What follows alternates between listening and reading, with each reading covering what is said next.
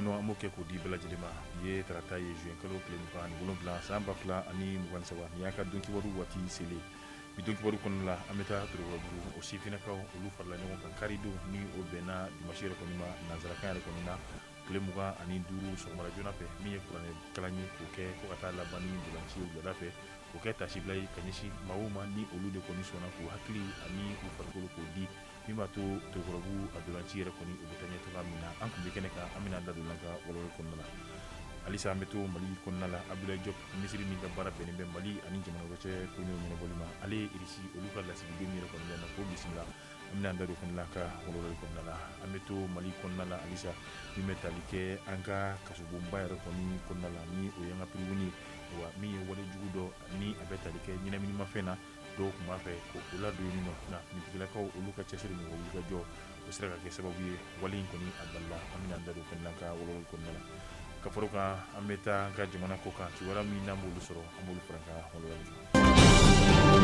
ka bɛɛ lajɛlen fo ka bɛɛ lajɛlen waleɲuman dɔn i b'a fɔ an y'a fɔ cogoya min na bakuruba kɔnɔna la Kawu Sako ale de kɔni kɛra nin kɛnɛ ɲɛminɛba ye ni o ye Torokɔrɔbugu sifinnakaw ye olu sɔnna ka fara ɲɔgɔn kan min ye tasibila k'o kɛ ka ɲɛsin maaw ma ni olu de kɔni bɛ Torokɔrɔbugu minnu sɔnna ka u sen don Torokɔrɔbugu bolontanko yɛrɛ kɔni na a bɛ se ka taa ɲɛ cogoya min na u ye dimanche don sɔgɔmada yɛrɛ kɔni ta ka alimamiw ale ni kuranɛ dɔnbaw ka se ka olu yɛrɛ kɔni wele olu ka kuranɛ kalan kɛ o min n'o kɛra tasibila ye ka ɲɛsin forow a bɛɛ lajɛlen ma minnu ni olu yɛrɛ kɔni sɔnna ka u hakili ani u farikolo ka di Torokɔrɔbugu bolontan yɛrɛ kɔni bɛ taa ɲɛ cogoya min na nka nin baara in a ma dan sɔgɔmada yɛrɛ kɔni dɔrɔn ma wulafɛla kɔni fɛnɛ yira la o kɛnɛ kan i b'a ye k'a fɔ u kɔni ye min ye saga k'o di kɛrɛnkɛrɛnnenya la minnu ni tasibila yɛrɛ kɔni kɛra ka ɲɛsin olu ma n'o ye forow ye u musow olu bɛ n'u ka denbaya bɛ se ka seli ɲuman kɛ cogoya min na nka an y'a fɔ kɛnɛ in kan an ye ɲininkali kɛ maa damadɔ la an bɛ Fako Zerbo ka se ka ale ka walawalali lamɛn.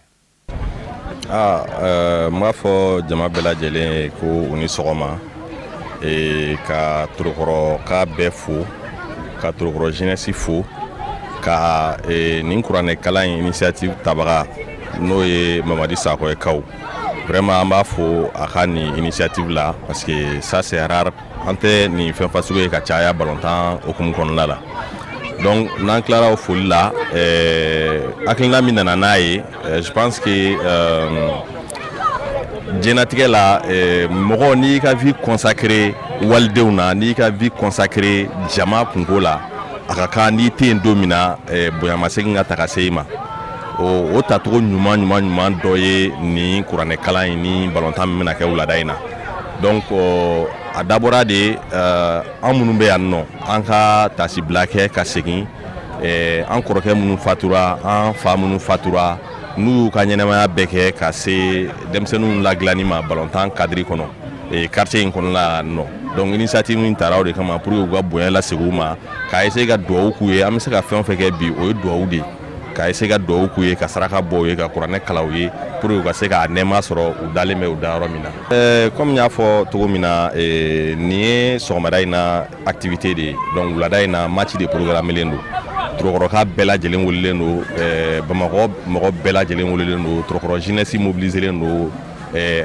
totalement bɛɛ ka na wulada in na an ka se ka kulonkɛ kɛ ka yɛlɛ kɛ ka se ka an miiri jigin an ka mɔgɔkɔrɔba minnu taara. Je pense que nin yɛrɛ tɛ a siɲɛ fɔlɔ ye mémorial ka organiser o bon comme fɔlɔ la an kun b'a kɛ an bɛ mɔgɔ kelen ta kɛ an bɛ mɔgɔ fila ta kɛ bon comme a bɛ ka fara ɲɔgɔn kan n'a fara ɲɔgɔn kan donc an b'a bɛɛ fara ɲɔgɔn kan siɲɛ kelen k'a kɛ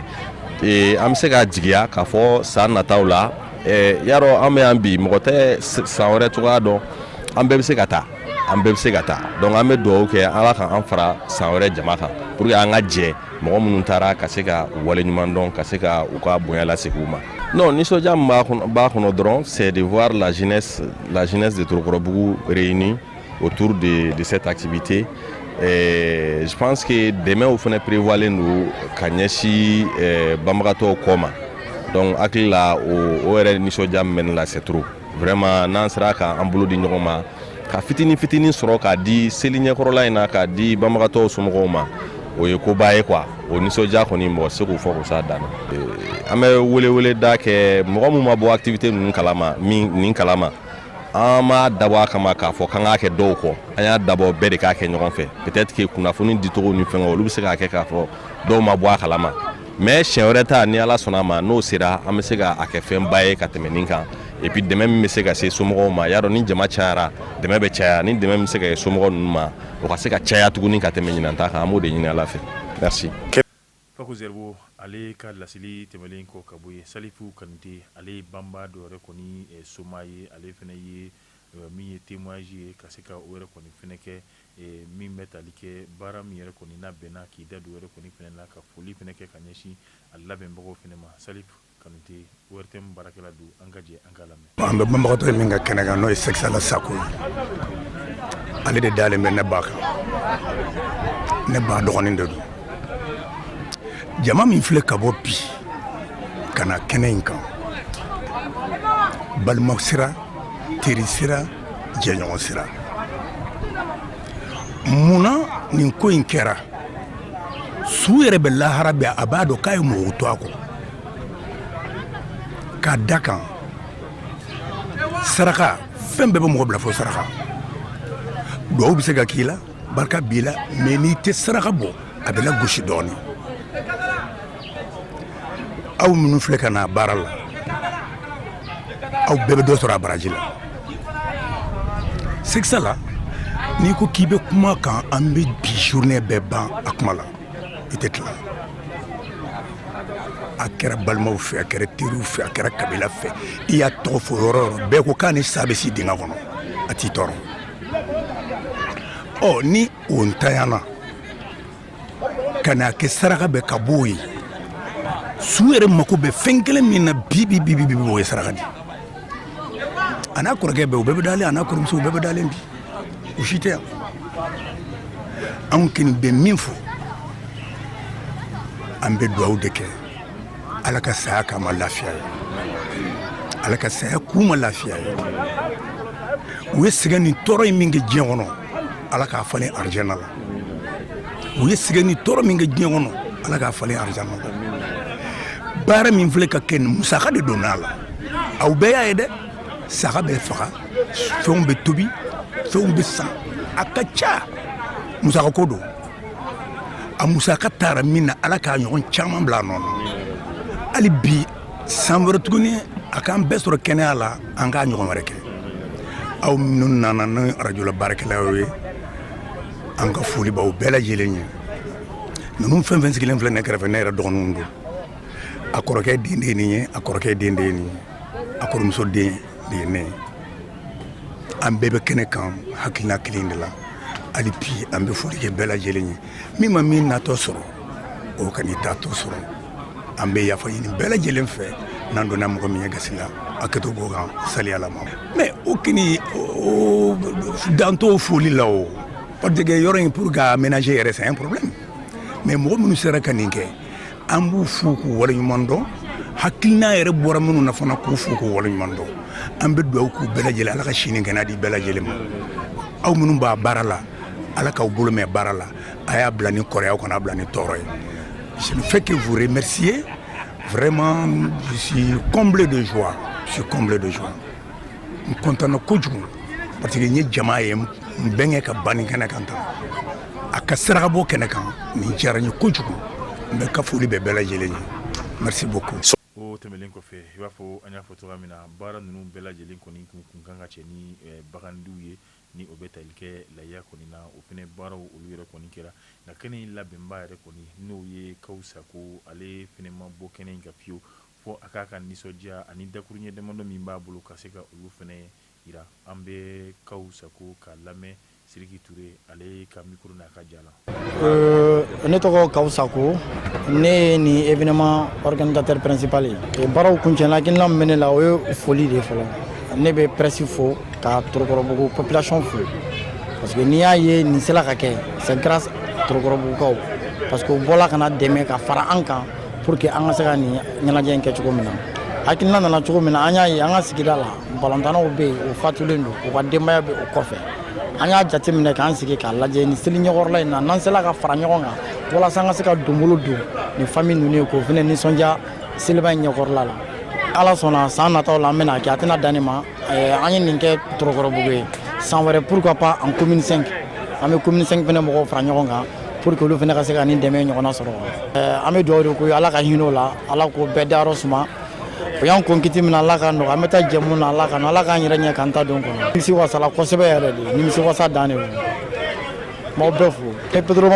Pedro Bama ye dɛmɛba kɛ nin ko in na i ni an bɛ Mali balontan bi i b'a fɔ ko Pedro Bama ka balontan ka tila ka dɛmɛ kɛ vraiment foli de bɛ ne a lase Pedro Bama mɔgɔw ma. N'an bɔra yen an bɛ taa Mali minisiri min ka baara bɛnnen bɛ Mali ni jamana wɛrɛ cɛ ko ɲɛw ɲɛnabɔli ma Abdoulaye Diop ale kɔni ye Irisi olu ka lasigiden min b'an ka jamana kɔnɔna la ni o ye Igor Gromyko ayiwa ka se ka ale yɛrɛ kɔni bisimila kɛra kumaɲɔgɔnya ye kumaɲɔgɔnya min ni a yirala la k'a fɔ Mali kɔni ka dɛmɛ bɛ a ye min ye banbaci wale min yɛrɛ kɔni kɛra Irisi jamana kan nin waati laban yɛrɛ kɔni na wa kuma bolilo kan ani kɛrɛnkɛrɛnnenya la tɛgɛdi ɲɔgɔnma min n'a bɛ Irisi ale ni Mali kɔni ni ɲɔgɔn cɛ diɲɛ kɛlɛya tɔnbaw olu ka lajɛw la dɛmɛ min ni jamana fila ninnu bɛ ka don ɲɔgɔn ma ka se ka fanga don o dɛmɛ yɛrɛ kɔni na ko o kɔni ko o baaraw ka se ka olu yɛrɛ kɔni fɛnɛ sinsin ayiwa kuma kɔni bolila ninnu n'a a ɲɔgɔnnasi yɛrɛ kɔni kan Abdoulaye Diop ale ni Irisi olu ka lasigiden min yɛrɛ kɔni bɛ na ni o ye Igor Gromyko ye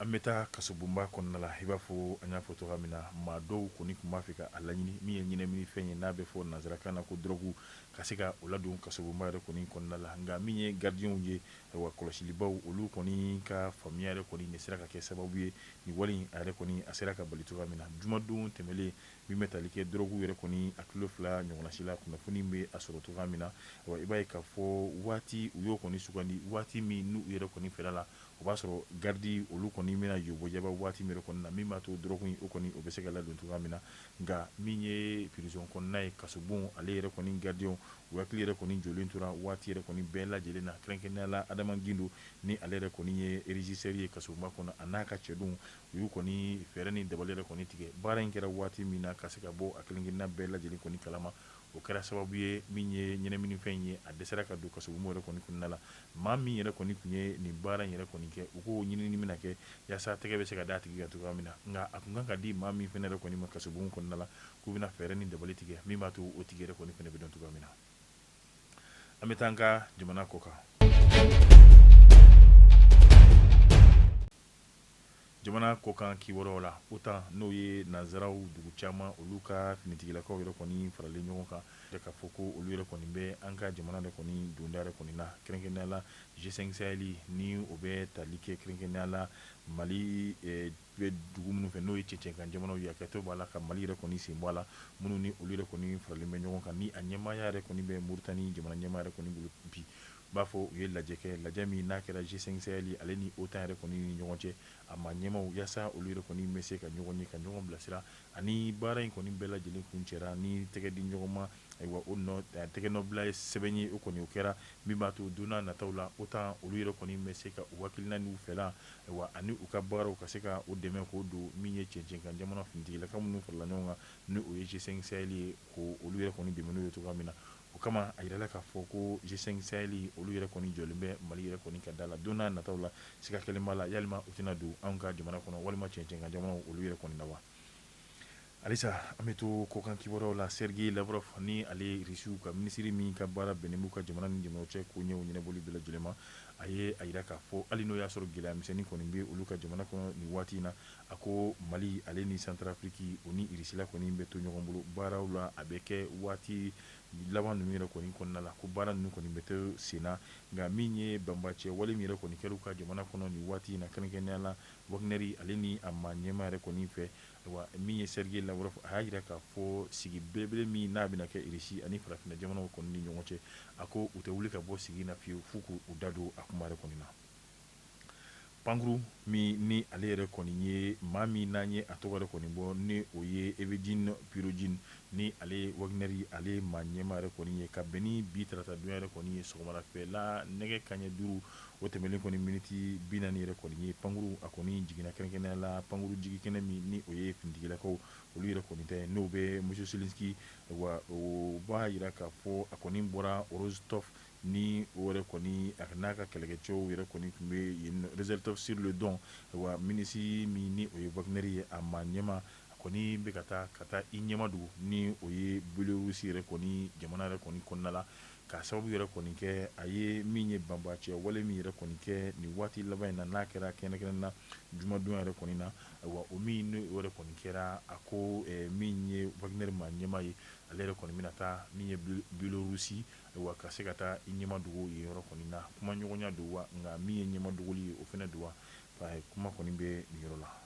ne fana bɛ dansigi an ka bi donc kibaru la tuguɲɔgɔn ko min n'a b'o kɛla ni anw ye ko caya ko jiri k'an ka jaw cari diɲɛmaa bɛ se ka kunnafoni sɔrɔ cogoya min na Yeli Vision bɛɛ lajɛlen kɔni tɔgɔ la an bɛ sanbɛ foli ka kɛ maliden cɛman ni musoman bɛɛ lajɛlen na ala ye ɲinɛta yira n na cogoya min na san caman a bɛ ala bolo ala k'o yira an kelen kelen bɛɛ lajɛlen na ten o cogoya kelen na wa an ka jamana kɔni bɛ gɛlɛyabaw olu yɛrɛ kɔni kɔnɔna la nin waati in na yarabi saga minnu ni olu bɛ faga jeli minnu ni olu yɛrɛ kɔni bɛ bɔn ala ka jeli ninnu ka a saraka ye ka gɛlɛya ninnu ka bɛɛ lajɛlen dalakuru ka se ka jamana k'a bila sira kan sira min ni o b'a to jamanadenw olu yɛrɛ kɔni bɛ lafiya halisa ɲɛmɔgɔ ɲuman ka se ka o di jamana in ma min b'a to jamanadenw olu yɛrɛ kɔni bɛ lafiya halisa an b'a fɔ wasalam